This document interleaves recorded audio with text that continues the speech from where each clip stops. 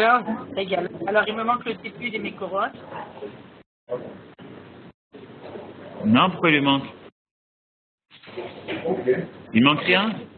Il manque rien du tout.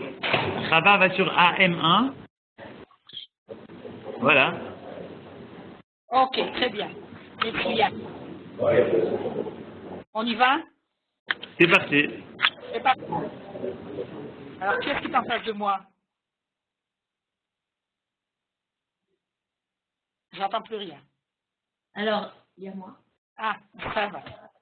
Ok, ça va. Tu m'entends? Très bien. Yofi, Metsuyan. Donc, alors, le cours d'aujourd'hui s'appelle, en hébreu, ça s'appelle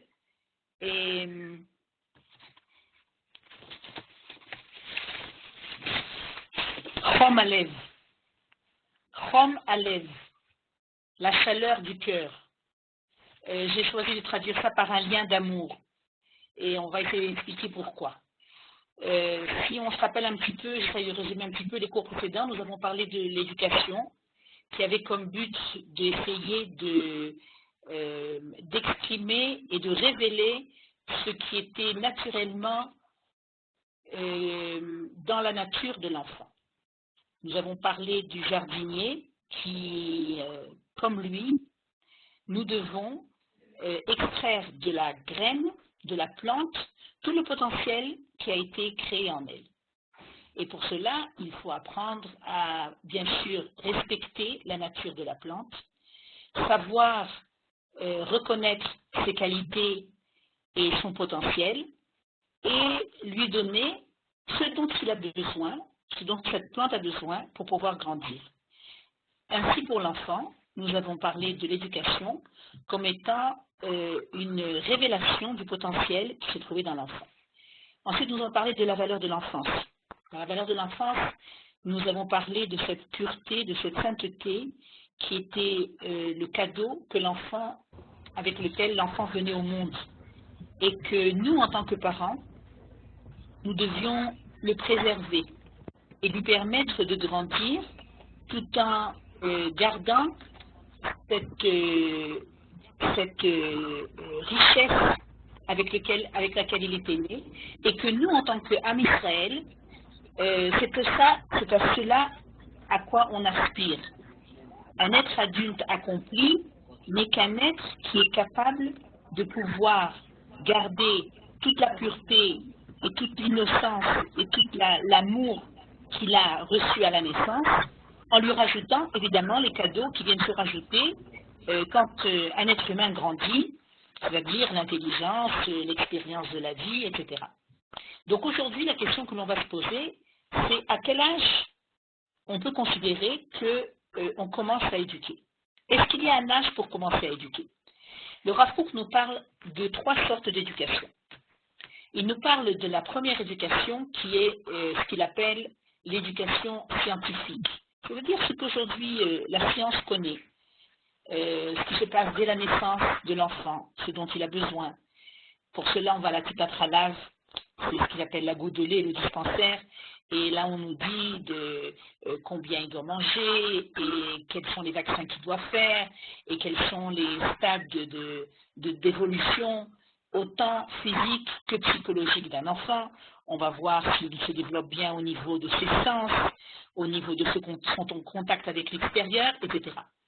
La deuxième éducation de laquelle le Rav Kook parle, il l'appelle l'éducation conventionnelle, l'éducation simple, l'éducation habituelle, celle que l'on appelle l'éducation en général, qui est lorsque l'enfant commence à comprendre.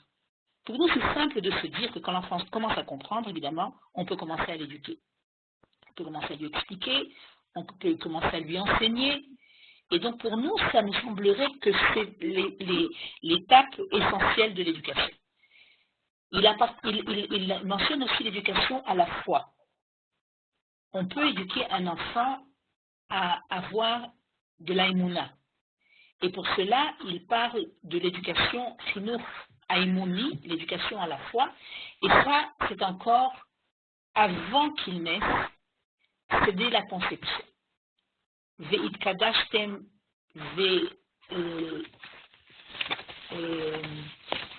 vais retrouver la source exacte.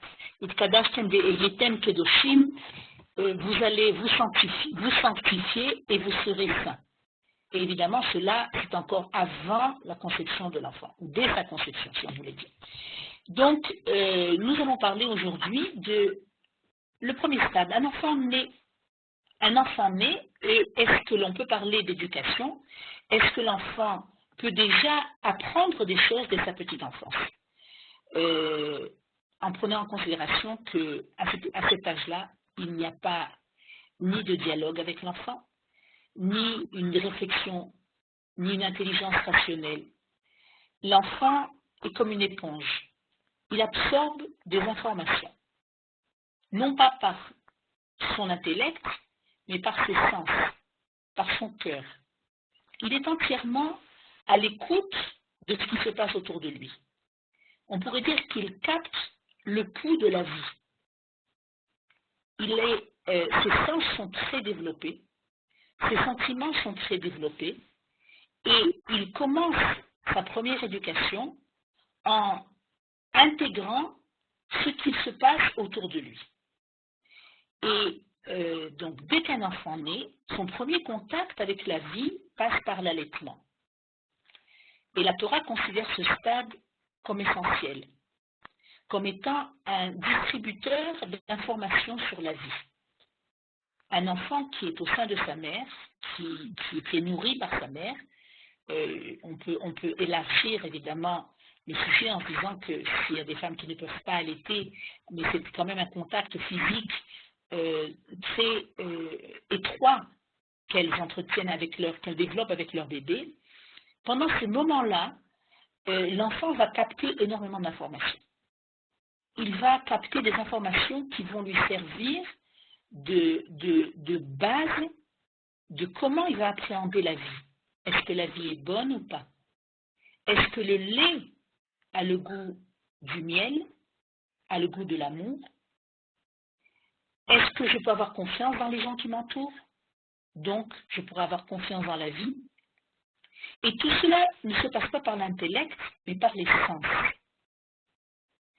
Et en cela, ça va construire, si on pourrait dire, un subconscient chez l'enfant, qui va faire qu'un enfant, en grandissant, va probablement être optimiste, pessimiste, anxieux, confiant. Mais ça se passe comment il sait ce que la vie est? Eh bien, il le sait parce qu'il est entouré, en général, par ses parents. Ce sont des gens qui l'aiment et ce sont des gens qui font tout pour qu'il ait un goût de la vie, qu'il soit le meilleur possible. Alors, nous allons voir les premières sources. Erech Hapaim, c'est un... je ne saurais pas vous dire, il faudrait que je vérifie. La Torah vient nous enseigner un point très important à propos de l'allaitement. Après que l'on ait parlé de la bonté de Rivka et de sa pudeur, bien qu'étant fille et sœur de méchants, et habitant parmi eux, parmi les méchants, et bien qu'elle n'ait eu que 3 ans, comment se fait-il qu'avec de telles données de base, elle n'ait rien appris de leurs actes et qu'elles se conduisent pudiquement et sainement? Si bien on essaie de revenir à ce qu'on a dit auparavant, donc sa petite enfance, qui aurait dû être influencée par son entourage. Elle a grandi chez Lavan, chez Bethuel, elle a grandi dans un environnement de Rechaïm, et on les voit dans les parachutes qu'on est en train de lire. Ce sont des gens qui n'ont de Lavan que le nom, justement pour dire qu'ils étaient tellement noirs qu'on les appelait blancs pour forcer l'esprit à se demander comment c'est possible qu'ils se conduisent comme ça et qu'ils sont blancs. Donc, tirons-nous les conclusions. Mais comment c'est possible que Rivka, ayant grandi dans un environnement pareil, soit sortie et grandie comme étant une grande tzadékette, à tel point que quand Eliezer va chercher une femme pour le fils de son maître, Abraham, et qu'il va chercher les meilleurs midot possibles, c'est sur Rivka qu'il va tomber. Et c'est très interpellant de se dire qu'une petite fille qui a grandi dans une famille pareille, dans un environnement pareil, ait de telles valeurs. Alors la Torah nous dit que Dvorah était sa nourrice et que c'était une grande sadéquette. Et c'est elle qui a permis à cette plante qui s'appelait Rivka de grandir dans la sainteté dès son plus jeune âge. L'importance de l'allaitement, c'est-à-dire que au travers le lait que l'enfant boit, il ne boit pas seulement des protéines, mais il boit la vie de sa maman. Il boit la foi de sa maman. Il intègre la vérité qui coule dans sa maman. Le lait est un conducteur de vie. C'est-à-dire ce qui va transmettre à l'enfant n'est pas seulement un produit physique, des éléments physiques de la construction de l'enfant, mais véritablement une construction psychique et même de Emouna. On va passer à la prochaine source et nous voyons que... Bias. Oui. Ouais, désolé, je te coupe, mais est-ce que la caméra, tu peux mieux la mettre? On voit ton menton, on ne voit pas bien. C'est un peu... Moi, je ne me vois pas du tout. Ah, ok, c'est pour ça. C'est pour ça que je te dis, c'est l'inconvénient de la tablette.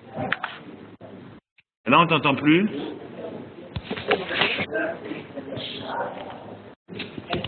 Ah, peut-être tourne la tablette. Je sais pas, la caméra, elle est en bas. Ça veut dire que...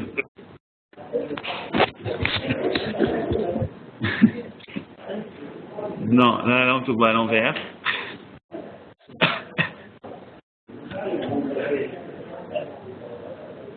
Désolé.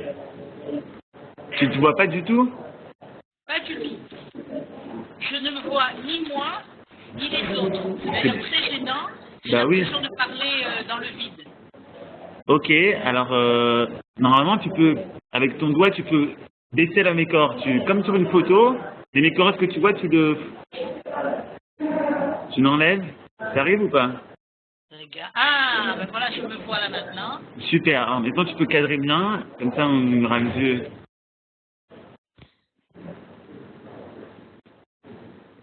C'est sympa.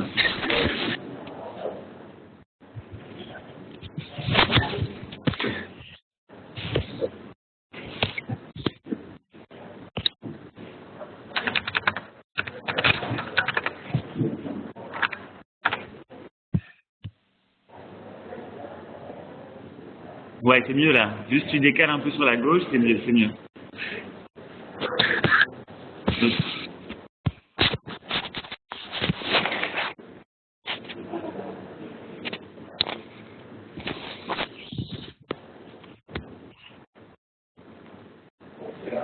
Ouais, c'est bien, c'est mieux, c'est mieux. Ok, super. Ouais, beaucoup mieux, désolé. Ok, mais ouais. Maintenant, je n'arrive pas à faire bouger le... Oh. Ah non, là, t'as mis de l'autre côté, la caméra. Voilà, c'est bon. Ok, ok. Ouais, c'est bon. Maintenant, tu vois plus les mécorotes. Bah, maintenant, pareil, comme sur une photo, tu rebaisses. Tu rebaisses ce que tu vois. Non, mais ça ne bouge pas. Alors, maintenant, c'est à Chava de jouer. Alors, attends, je vais trouver mes mécorotes. Chava, appuie sur AM2 et après, tu remontes sur AM1. Normalement, ça va s'afficher. Donc, l'Honora, moi, je les ai fait de moi. Voilà, super. C'est bon? Ouais, ok, mais ça va, je te vois. C'est la suite qu'elle veut. Yes. Non, mais ça va. Si vous la voyez, la suite, je vais faire parce que moi... Ok. Super, alors repasse à M2, Chava. Voilà, super. Désolé. C'est bon. Non, il faudrait Tanhuma. Voilà. Un lien d'amour. Ah, ok, voilà, très bien. Alors, donc la deuxième source, c'est le Midrash Tanhuma qui nous dit que, nos sages nous disent que tous les enfants que Sarah a allaités se sont tous convertis. Et, nous dit-on, il ne faut pas s'étonner de cela, car nous voyons que Eliphaz, qui est le fils de Esav, qui a grandi dans les bras de Yitzhak, devint lui aussi un tzaddik et atteint même un niveau de prophétie. C'est-à-dire, à nouveau, nous voyons que ce lien, ce contact ce courant d'amour qui passe entre l'adulte et l'enfant forme la personnalité de l'enfant. Et en cela, nous pouvons considérer que c'est les véritables bases de l'éducation.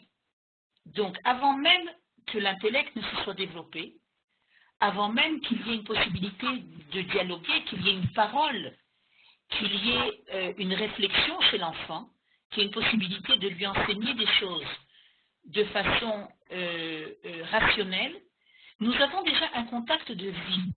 Et par ce contact, l'enfant appréhende la vie au travers de celui avec lequel il vient en contact. Donc de là, on pourrait même dire que les parents ont un rôle évidemment primordial dans les bases, dans les fondations de la vie de l'enfant, et que même ils auraient une énorme influence sur est-ce que l'enfant va avoir confiance dans le monde, confiance dans la vie, confiance dans sa vie, et qu'il sera un être optimiste ou pas. Je voudrais ouvrir une parenthèse pour les mamans qui sont obligées à cet âge de confier leurs enfants à un âge très précoce, dans lequel nous voyons l'importance et l'impact qu'un adulte a sur un enfant, au point même où ça peut influencer sa émouna en la vie, en les hommes, et même en Hachem, puisqu'on voit que tous ceux dont les enfants, que Sarah et Lété se sont convertis, ça veut dire qu'elle leur a transmis son émouna.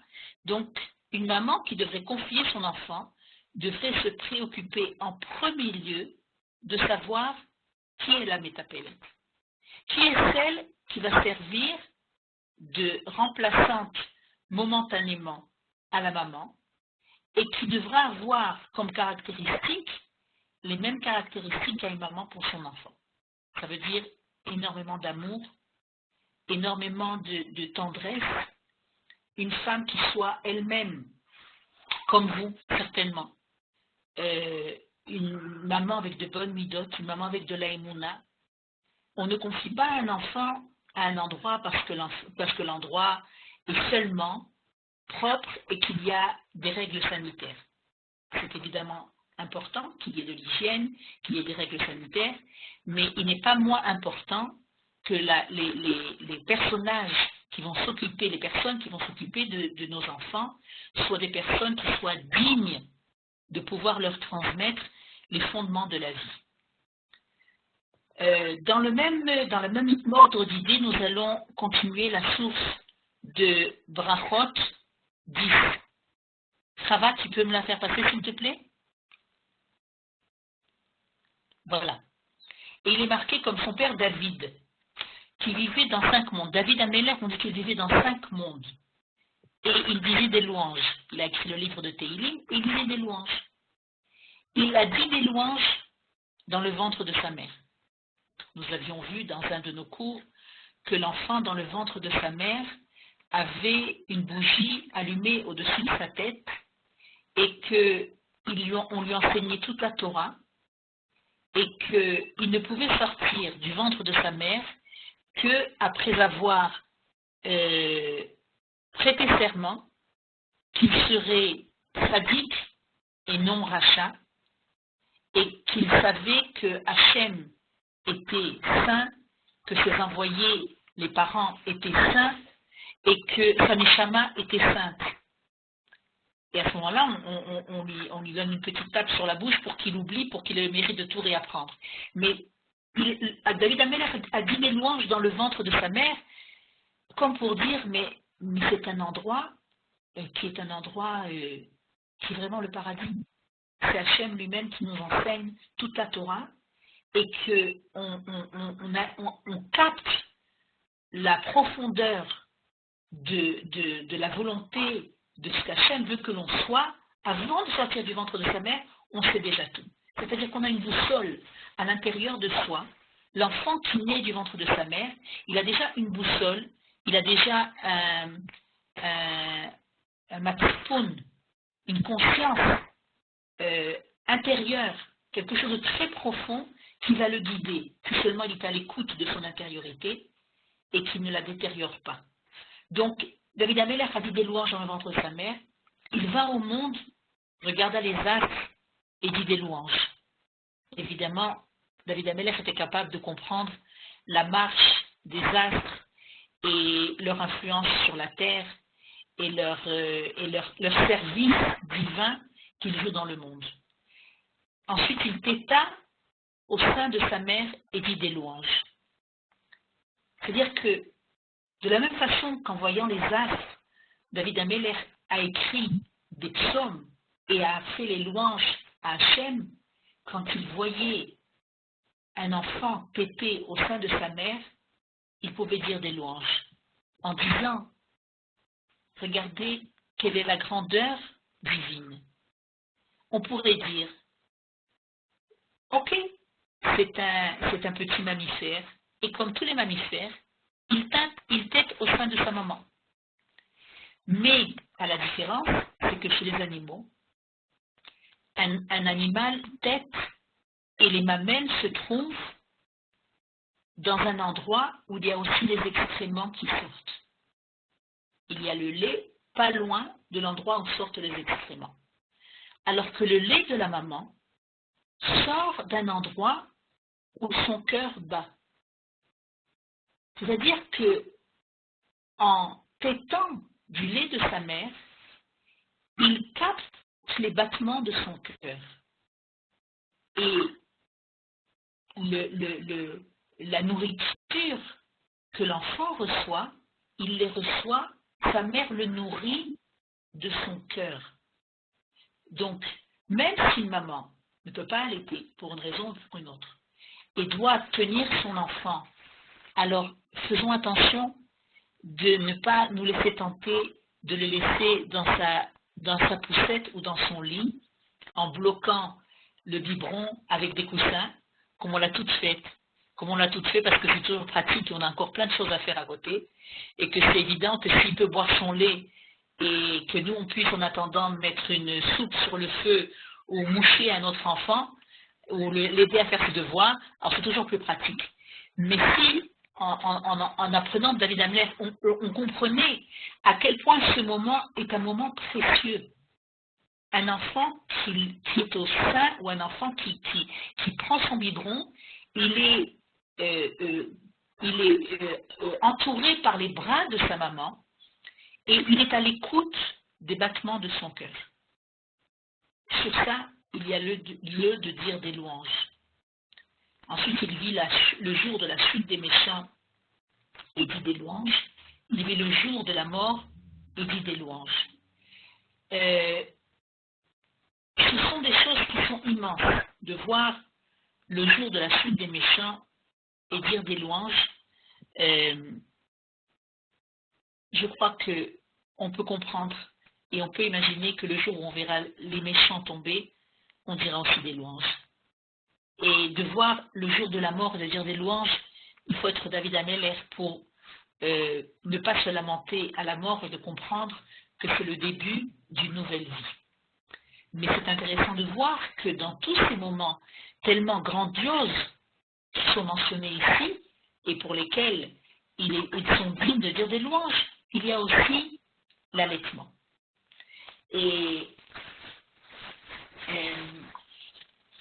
la prochaine source est le Rambam. Le Rambam vient nous parler de la comment on appelle ça? Azriut. Azriut, c'est la rapidité, la vivacité, l'enthousiasme avec laquelle Avraham Avinu reçoit ses invités. Avraham Avinu, voilà, il est marqué, courut vers le bétail. Il vient nous enseigner son zèle et sa bonté. Ce grand homme qui avait dans sa maison 18 300 serviteurs, et étant lui-même vieux, après la Brit Mila, il va lui-même dans la tente de Sarah, la presse de faire du pain, et ensuite court choisir un agneau tendre pour le préparer à ses invités. et n'a pas demandé à ses serviteurs de faire cela à sa place. C'est-à-dire que quand on parle d'un lien d'amour, transmettre un message, transmettre une éducation, ne peut se faire que si c'est accompagné d'amour. On aurait pu dire, Avraham Avinu, il a converti les gens. Évidemment, c'était des idolâtres. Et lui convertissait les hommes, Sarah convertissait les femmes. Il faisait ça comment? Eh bien, probablement qu'il leur donnait des cours. Ils allaient peut-être comme l'île Mode, avec un écran, et il y avait tout le monde qui regardait, et les gens intervenaient, il y avait une classe virtuelle, avec d'autres pratiques qui se pratiquaient à l'époque. Mais probablement qu'il leur enseignait. Il leur enseignait les fondements de la foi. Mais non, ce n'était pas comme ça que ça se passait. Et cette foi, ces principes de foi en un Dieu unique et plein d'amour ont été intégrés par les gens par le seul comportement de Abraham et de Sarah. On ne peut pas parler d'une chose si on ne la vit pas. On ne peut pas arriver à transmettre à son entourage, ou évidemment à nos enfants, des principes d'éducation s'ils ne sont pas véhiculés par de l'amour, par de l'intérêt, par de la préoccupation, par un véritable dévouement. C'est-à-dire qu'Avraham Avinu, on aurait pu penser qu'à son âge, et c'était un homme qui, comme il est mentionné ici, qui était très riche. Alors ok, on aurait pu dire ok, il avait comme mission de convertir le monde. Et bien sa mission, il aura pu la pratiquer en envoyant ses serviteurs courir après les invités. Il voyait des gens dans le désert. Ils étaient habillés comme des nomades. Alors il aurait pu envoyer ses serviteurs, ça aurait été déjà très beau de dire allez chercher des invités, ils ont sûrement faim, ils ont sûrement soif, et on va les abreuver, on va les nourrir. Ça aurait été déjà très louable. Et il serait venu chez eux. Et Abraham, à son âge, et après la Brit Mila, alors on aurait pensé qu'il aurait été assis dans un fauteuil bien confortable, il aurait pu envoyer ses serviteurs, poser la table, cuisiner, faire un barbecue. Sarah se serait assise près de lui, puisqu'elle aussi était, comme lui était un prince de son époque, elle c'était aussi une princesse, Sarai, et ils auraient pu être là et être à la tête de la table et recevoir leurs invités. Et même dans ça, je crois que ça aurait été très louable. Mais non, la Torah vient nous préciser qu'il avait du zèle, il avait tellement de bonté, il avait tellement d'amour, que l'amour ne permet pas la paresse. L'amour ne permet pas l'égoïsme. L'amour ne permet pas à l'homme la paresse, de pouvoir être là et de voir que les choses se font. L'amour entraîne le zèle, la rapidité, le don de soi, la volonté de faire par soi-même. On voit, Vaïmaher, il court, il n'a pas le temps, il fait les choses. Il va dans la tente de Sarah, il dit vite, fais à manger, fais des gâteaux, viens, on va faire. Il leur sert à manger. Et c'est cette bonté qui fait que les gens ne peuvent pas résister. Et je dis, si c'est ça, le monde d'Akadosh Baruch Hu, si le serviteur qui représente Akadosh Baruch Hu sur terre, il a l'air ainsi, mais nous aussi, on veut faire partie de ce monde. Ce monde, il est magnifique. Et bien c'est pareil pour nos enfants. Nos enfants, on pourra leur dire 1000 fois que c'est important d'étudier la Torah, que c'est important de faire des bonnes actions, de faire des mitzvot. Ce qu'ils vont capter, c'est avec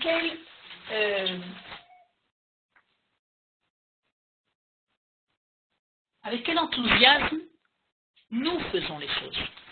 C'est-à-dire que s'ils voient que leur papa s'assoit pour étudier avec un ami et que à ce moment-là, il répond 10 fois au téléphone, il est sorti 3 fois pour fumer une cigarette, il a au milieu parlé du match qui aura demain, etc., l'enfant va sentir que le limoud de son père, c'est un limoud qui est extérieur à lui.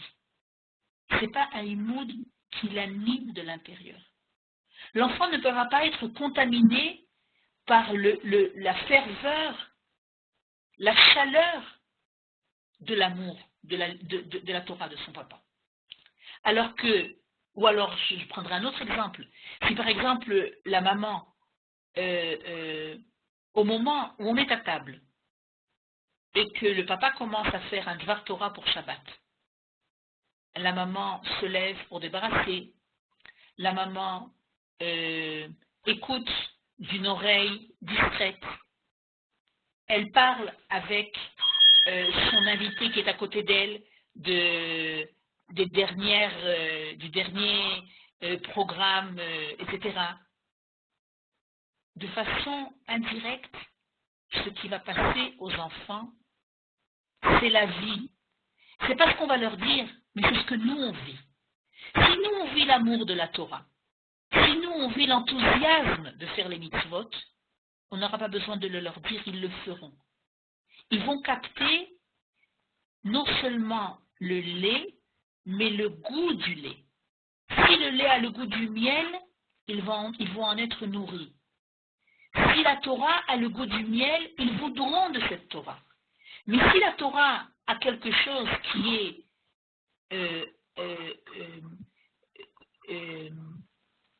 astreignant, qui est pénible, qui est lourd, qui est obligatoire, ils vont attendre le premier moment pour s'en éloigner. Et c'est pour ça que quand on parle de l'éducation, on parle d'un stade qui est encore plus antérieur au moment où on va devoir parler aux enfants et leur expliquer par la parole. Et même quand on va pouvoir leur expliquer par la parole, ce qui va passer, c'est le courant de vie par rapport à la chose que l'on veut leur enseigner. Regardez la chose prochaine. Tu peux faire passer, Chava? Chava?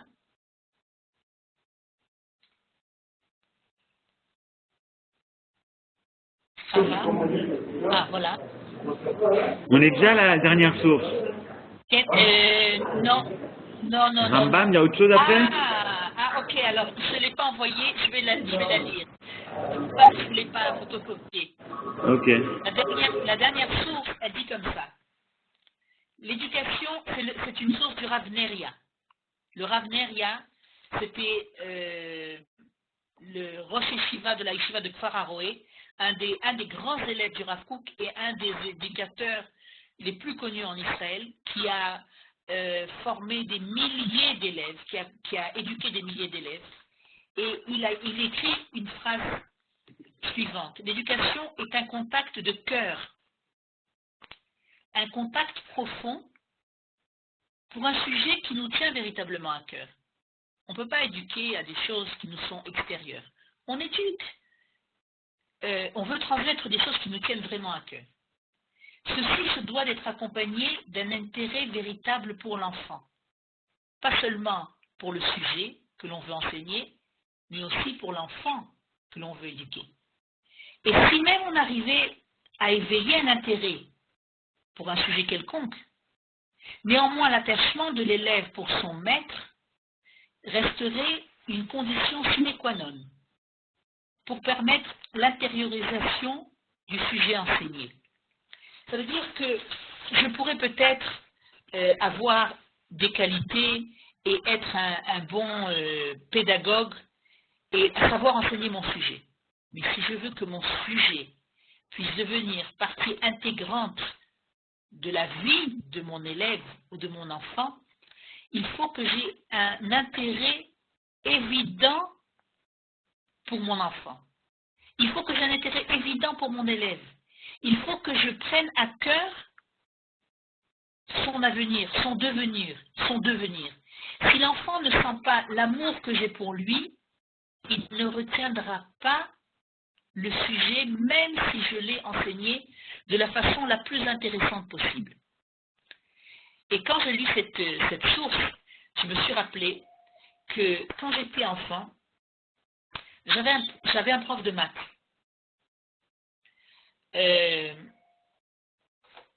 J'étais dans une école non juive en France, et quand j'étais en primaire, j'étais bonne en ce qu'on appelait en calcul.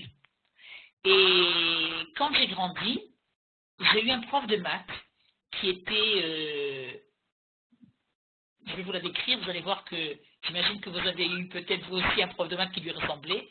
C'était une femme d'un certain âge, une célibataire endurcie, qui avait des cheveux gris, qui était ébouriffée. Elle avait le teint livide et elle avait les yeux bleus transparents. Moi, en tant qu'enfant, chaque fois que je rentrais dans la classe, je sentais la glace. C'est-à-dire que vraiment, c'était quelque chose qui me glaçait le cœur. Et ça me glaçait le cœur parce qu'on sentait elle était comme un glaçon. Elle était froide, elle était distante et elle n'avait aucun intérêt pour nous. Elle était là parce qu'il fallait qu'elle gagne sa vie et qu'elle enseigne les mathématiques et qu'elle avait sûrement beaucoup d'expérience dans l'enseignement des mathématiques. Mais à cette année-là où j'ai eu ce prof-là, j'ai fait un blocage. C'est-à-dire que la capacité de comprendre était liée au fait qu'il n'y avait pas de courant de vie, il n'y avait pas de lien d'amour, il n'y avait pas d'intérêt, que ce prof ne portait pas d'intérêt aux élèves de la classe. Elle ne portait d'intérêt qu'au sujet qu'elle allait enseigner. Et peut-être qu'en tant que prof de maths, elle était peut-être considérée comme un bon prof. Mais il n'y avait aucun courant de vie, il n'y avait pas de chaleur qui passait dans son enseignement. Et c'est en sorte que les mathématiques étaient devenues pour moi une bête noire. Et il m'a fallu, je crois que jusqu'à aujourd'hui, j'ai besoin d'une rééducation, parce que quand je parle d'elle, j'ai encore des frissons dans le dos. Et elle ne m'a jamais fait de mal, mais elle transmettait la froideur. Donc pour pouvoir enseigner, quand on parle d'éducation, c'est pour ça que les parents sont les éducateurs. Et les parents pourraient dire, oui, mais je ne suis pas un bon parent, et je ne sais pas éduquer, et je fais beaucoup d'erreurs, etc. Oui, Nafon. Mais aucun autre être que nous, parents, n'avons cet amour pour nos enfants qui nous permettent de lui faire passer dans ce courant d'amour encore beaucoup de choses sur la vie. Et ces choses-là, il va les retenir et il va les appliquer. Et parallèlement à ça, on aurait pu dire, contrairement à ça, on aurait pu dire, oui, mais si les enfants, dès leur jeune âge, on pouvait les confier, on pourrait les mettre dans un internat, dans lequel il y aurait une sélection des meilleurs éducateurs. Ils ont fait une thèse sur la pédagogie, sur la psychologie, et ce sont eux qui vont enseigner à nos enfants. Eh bien non. Hachem, il a décidé de nous les confier à nous, en tant que parents, parce qu'il y a justement un lien d'amour entre nous, et que ce lien d'amour est la base et la condition sine qua non de l'éducation. L'éducation passe par l'amour. Et s'il n'y a pas d'amour, il va y avoir beaucoup d'informations, il va y avoir beaucoup d'enseignements, mais il n'y aura pas de construction. La construction passe par ce lien d'amour.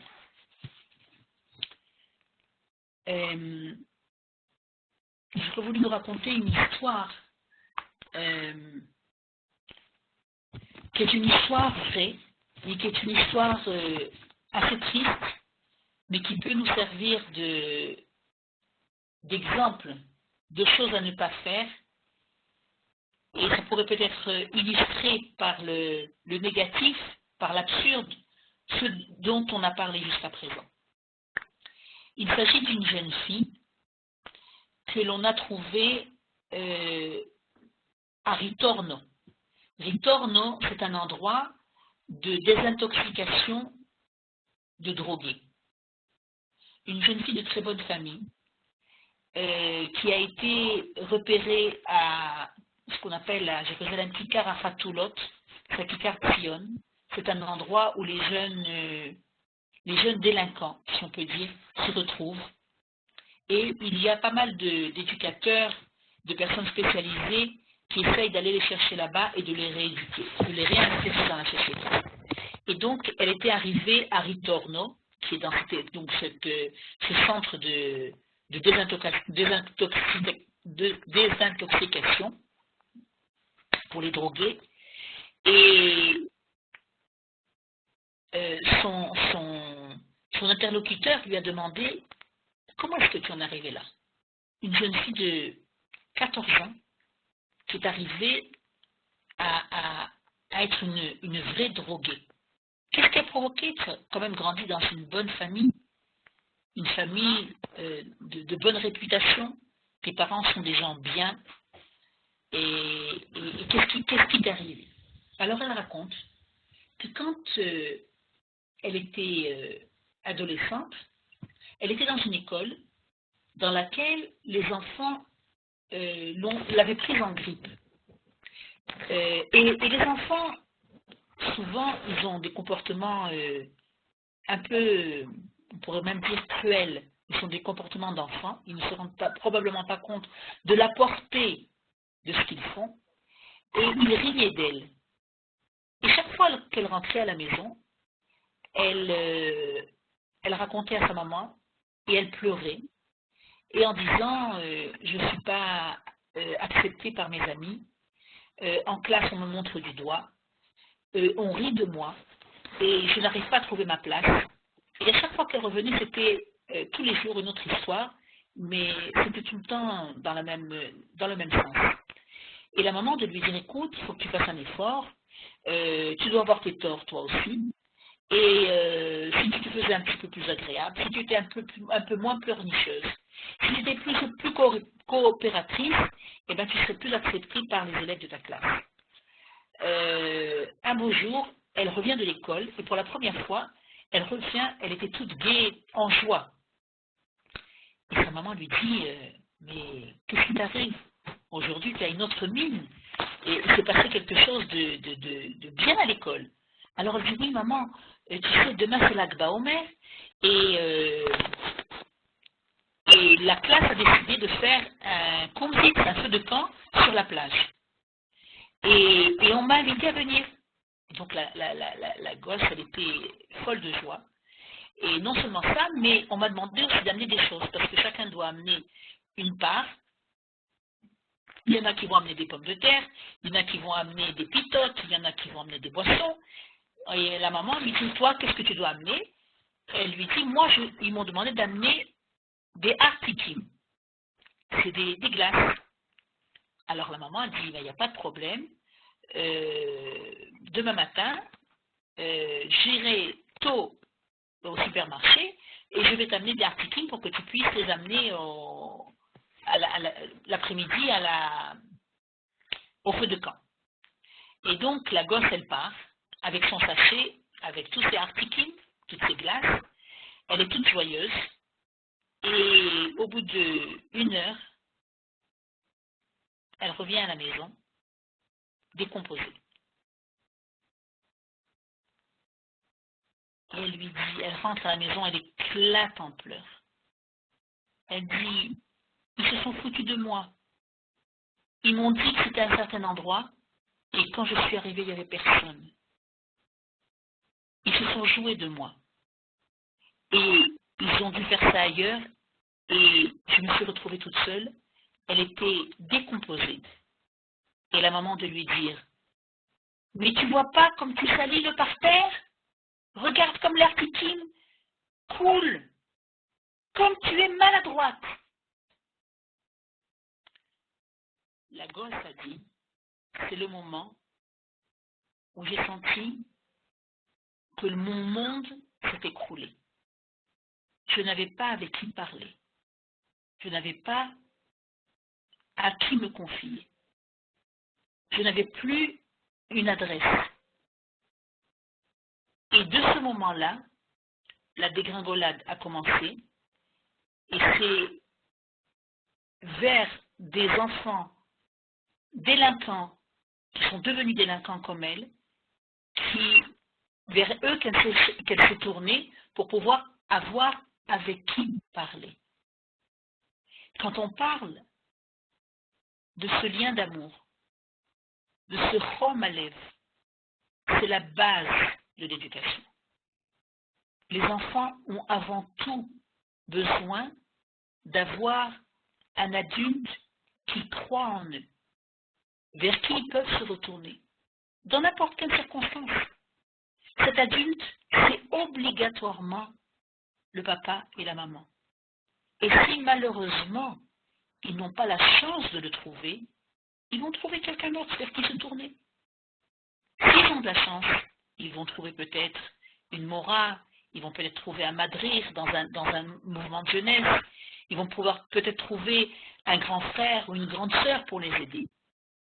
Mais le lien d'amour, de base, évident, qui va permettre à l'enfant de tomber et de se relever, d'avoir confiance, parce qu'il y a quelqu'un qui a confiance en eux et qui va leur donner la chance de pouvoir grandir, se permettre de faire des erreurs, se permettre de tomber, mais il y aura toujours quelqu'un qui les écoutera, qui sera là pour eux, qui leur redonnera confiance en eux et en la vie.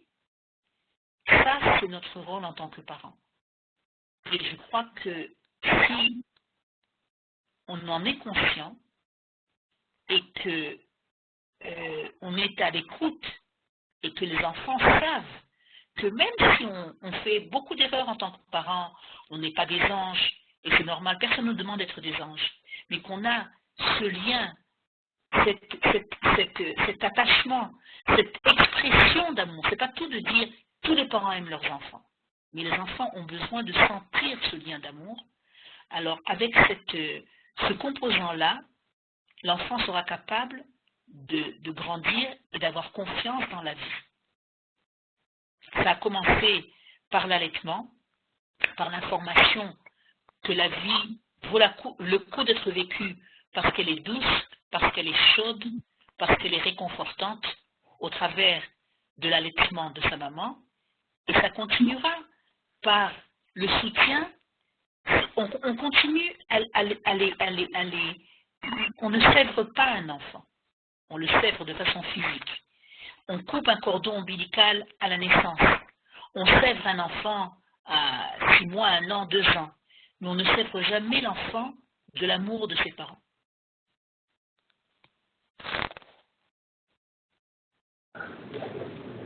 Waouh, Toda Rabba, un grand merci, Liat. C'est super. Vous avez des réactions, des questions?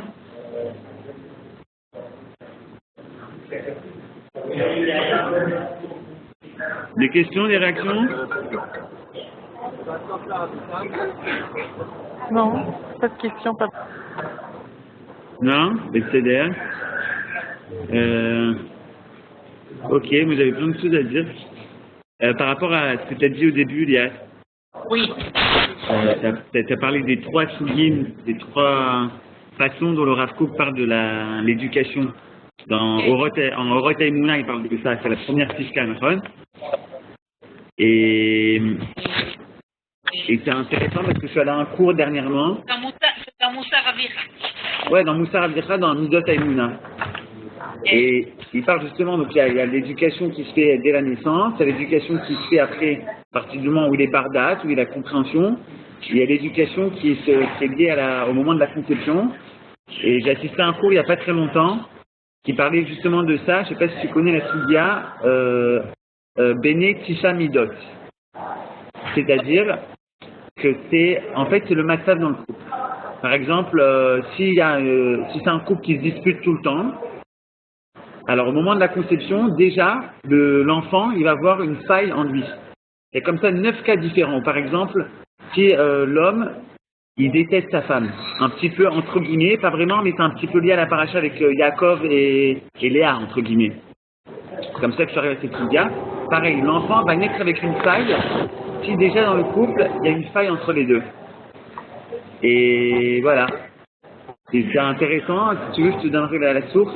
Je trouvais ça très intéressant de voir que déjà, comment le couple et les idées, ça va influencer sur les enfants. Livre de... Voilà. Dans J'ai le pas livre entendu. de Tahara, vous m'entendez? Liat? Est-ce que tu m'entends? Oui, on entend. Tu m'entends? Dans Oui, le on livre entend. de Tahara Mispacha du Rav Eliyahu, il y a la description de ces enfants-là. Exactement, tout à fait raison. Ouais. Et sache que c'est un des rares il a rentré cette soudia. Et dans Sota, je crois que c'est un des rares qui en parle. Dans les autres livres de la race, c'est très peu connu. Ouais. Ouais, effectivement. Voilà. Moi, j'ai une question. Je ne sais pas si elle est en contact. Oui, oui, on entend. Je vais essayer de la formuler. Il y a le lien d'amour, il doit donner obligatoirement par le papa et la maman. Ma question, c'est si l'enfant n'a pas eu la sensation que son papa et sa maman, même surtout au moment de l'adolescence, est-ce qu'il y a un moyen de le... Enfin, est-ce qu'on peut essayer de rattraper ça? Parce que je pense aussi que tout ce que traverse l'enfant avec ses parents, même les manques, c'est aussi qu'il passe sur son chemin et qu'il dépasse certaines choses. Je ne sais pas si j'ai bien formulé la question. Papa, On entend très mal là. Et Chava, et Liat, on vous entend très mal. Chava, si tu peux juste reformuler la question un peu plus clairement parce qu'on entendait un mot sur deux. Ok? Tu as dit tout à l'heure, c'est bon là maintenant, vous m'entendez? Ouais. oui. Alors tout à l'heure, tu as dit qu'un enfant, le lien d'amour devait être donné à l'enfant obligatoirement par le papa et la maman. Si l'enfant n'a pas senti ce lien d'amour, je ne dis pas que les parents ne l'ont pas donné, mais en tout cas l'enfant ne l'a pas ressenti, surtout au moment de l'adolescence, quand c'est un petit peu difficile, quand il traverse des moments difficiles, il y a tout qui ressort. Est-ce qu'il y a un moyen que des personnes extérieures ou proches à la famille puissent un peu compenser de façon même temporaire? L'exemple que l'on a apporté sur Sarah, c'était au moment où Sarah a allaité les enfants des autres et ils se sont tous convertis. Ça veut dire qu'il peut y avoir des gens extérieurs qui puissent avoir une énorme influence sur les enfants. Et avec un peu de chance, quand on arrive des fois à une route sans issue avec nos adolescents, alors il faut souhaiter qu'il y ait des gens compétents qui soient capables de leur donner ce lien d'amour. Je suis tout à fait d'accord avec toi, Chava. Et ce lien continue à exister entre les parents et l'enfant. Des fois, le papa n'est plus là ou la maman n'est plus là pour certaines raisons, au moins par un des deux. Ce lien d'amour, il existe même s'il n'est pas encore, il n'est plus exploité pour le moment, mais d'autres adultes peuvent jouer ce rôle. Et ces adultes-là joueront ce rôle. Et, évidemment, je peux te donner comme exemple, mon frère, à la période de l'adolescence, a passé une adolescence très difficile et il s'est coupé des parents et de toute l'éducation qu'ils avaient à lui apporter. Et il a eu la chance de rencontrer un madrir au Bnei Akiva. Ce madrir l'a pris sous son aile et grâce à l'amour qu'il lui apportait, et c'était un jeune qui avait des idéaux et qui était capable de les transmettre, et ben c'est lui qui l'a fait sortir de ce cap difficile de l'adolescence. Est-ce que je répondu à ta question, Chava? Oui, merci Liat. Et la deuxième question, c'était ce que traverse l'enfant avec ses parents, qui sont les meilleurs pour lui, en fait. et les manques éventuellement qu'il peut ressentir, est-ce que ça participe pas justement à sa construction aussi? Et qu'il a des choses à dépasser Absolument. Nous, ce dont on parle quand on parle du chinour, on parle du chinour a priori. C'est-à-dire qu'on est obligé d'établir des bases idéales de l'éducation. Ces bases idéales, il faut les connaître. Il faut savoir comment donner les choses de la façon la plus logique et la plus saine dès le jeune âge. Maintenant, il y a a priori, mais on est tous dans le posteriori. Dans la posteriori, on a chacun son parcours à faire. Et dans son parcours, alors avec nos échecs et nos difficultés et nos failles, etc., ça fait partie de notre construction. Mais ça fait partie déjà d'un monde du type poule. C'est-à-dire, après coup, il faut savoir comment se servir de ces failles et de ces chutes pour pouvoir se reconstruire. Mais quand on parle d'un a priori, alors on est obligé de se dire quels sont les meilleurs matériaux avec lesquels on va construire les bases de ce bâtiment. Sans se dire, oui, mais au cas où il y aura un tremblement de terre, alors comment on va faire pour reconstruire le bâtiment? Il y a un a priori et un a posteriori. A posteriori, tu as raison. Tous les échecs, toutes les erreurs, toutes les failles vont nous permettre de pouvoir les dépasser et de pouvoir faire le travail qu'on a à faire. Merci beaucoup, Liat. Vakasha. Leïtraot, Shabbat Shalom. Shabbat Shalom, Toda Rabba vous toutes, et on se retrouve alors la semaine prochaine si Dieu veut. Shabbat Shalom, Kol Tov.